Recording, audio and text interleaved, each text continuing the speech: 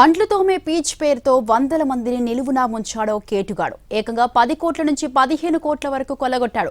తక్కువ పెట్టుబడి, తక్కువ సమయంలోనే భారీ లాభాలు, ప్రకటనలు నమ్మి వందలాది మంది లక్షల రూపాయలు పోగొట్టుకున్నారు. విజయవాడ పడమటలో నివసించే పసుపులేటి అంకుష్ సత్యనారాయణపురం ఆదిత్య వీధిలో మాషాల్లా ఎంటర్ప్రైజెస్ పేరుతో ఫిబ్రవరిలో కంపెనీ పెట్టాడు. ఎవరైనా స్క్రబ్ తయారు చేసి మిషన్కు 30,000 చెల్లించుకుంటే దాని ద్వారా తయారయ్యే స్క్రబ్ తానే కొని నెలకు 24,000 ఇస్తానని చెప్పి ప్రచారం చేశాడు. ఇది నమ్మిన వందల మంది 30,000 చొప్పున చెల్లించి మిషన్లు కొన్నారు. మిషన్ కొన్నవారి నుంచి స్క్రబ్ రా మెటీరియల్ కోసమని ₹1,00,000 తీసుకున్నాడు. స్క్రబ్ ప్యాకింగ్ చేసి ఇస్తే వారికి నెలకు 24,000తో పాటు 1,00,000 కూడా కలిపి మొత్తం ₹1,24,000 చెల్లించేవాడు. 3 నెలలు బాగానే లావాదేవీలు నడవడంతో అందరికీ నమ్మకం పెరిగింది. వందల మంది డబ్బు చెల్లించి మిషన్లు కొన్నారు. లక్షలు చెల్లించి మెటీరియల్ తీసుకున్నారు.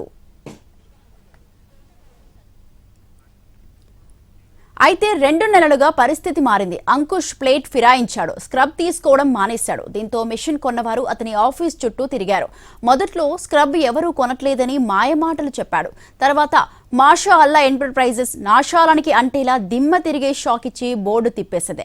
మోసపోయామని గ్రహించిన సుమారు 80 మంది బాధితులు సత్యనారాయణపురం పోలీసులను ఆశ్రయించారు. సంస్థ నిర్వాహకులు పసుపులేటి రాజా, రమేష్ రెడ్డి, హరిణి, సంధ్యతో పాటు మరికొందరిపై చర్యలు తీసుకోవాలని డిమాండ్ చేస్తున్నారు. అటు పోలీసులు కేసు నమోదు చేసుకుని దర్యాప్తు చేస్తున్నారు. బాధితులు 500 మంది వరకు ఉంటారని తెలుస్తోంది.